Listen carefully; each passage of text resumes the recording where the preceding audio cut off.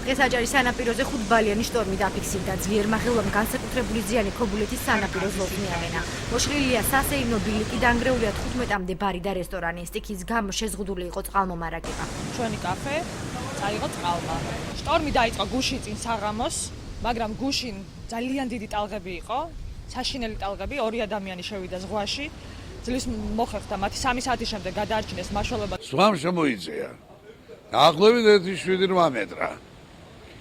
და ასეთი ჯერ აყოფილა, იმიტომ გოლფსპრის თვილი დინება 22 მარტს წნარდება ზღვა და პატარა ტალღები იცის, 22 ოქტომბერს იწყება მაღალი.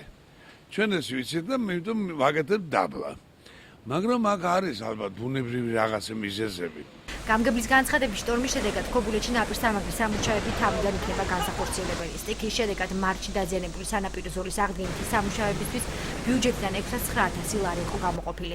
თენგიზოიძის განცხადებით, კერძო ობიექტების მეპატრონეებს სტიქის შედეგად მიყენებული ზარალი არა უნაზღაურდებათ. 4-დან 5 ბალამდე იყო შტორმის სიდიდე. ყველაზე საგანგაშო სიტუაცია რაც გვაქვს, ეს არის აი აღნიშნული ტერიტორია, სადაც მიმდინარეობდა აღდგენითი სამუშაოები.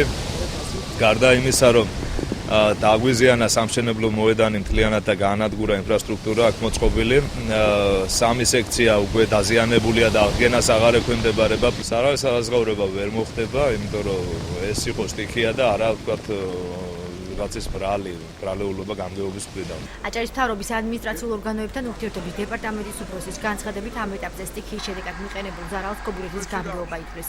სულხან ოქროპირიძის განმარტებით, სანაპირო ზოლზე სარეაბილიტაციო სამუშაოები ამინდის გაუმჯობესებისთანავე განახლდება. მიმდინარეობდა ნაპირსამაგრის სამუშაოები, მაგრამ გუშინ მოხდა შტორმი, რომელიც კვლავ მიაყენა ზარალი და ასევე ხელი შეუშალა იმ ნაპირსამაგრის სამუშაოებს, თუმცა უახლოეს დღეებში გაგრძელდება დაგეგმილი სამუშაოები, ხოლო გუშინ მიყენებული ზარალის დათვლას ახორციელებს ქობულეთის მუნიციპალიტეტი, რის შემდგომაც ისინი წარმოადგენენ შესაბამის ხარჯხარისხვას, რადგანაც მთავრობამ მოახდენს შესაბამის რეაგირებას. აჭარის საგანგებო და გადაუდებელი სიტუაციების მართვის სააგენტოს უფროსის მოადგილის განცხადებით, მაშველები სანაპირო ზოლზე მთელი დღის განმავლობაში იყვნენ მობილიზებული.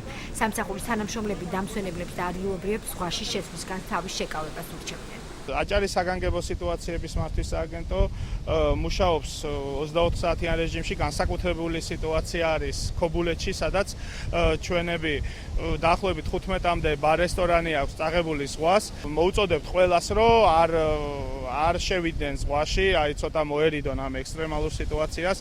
საგანგებო და გადაუდებელი სიტუაციების მართვის სააგენტოს ინფორმაციით, ბოლო 24 საათის განმავლობაში აჭარის სანაპიროზე 6 ადამიანის გადარჩენა მოხერხდა. ამ დროისათვის კი სანაპიროზე სიმშვიდეა.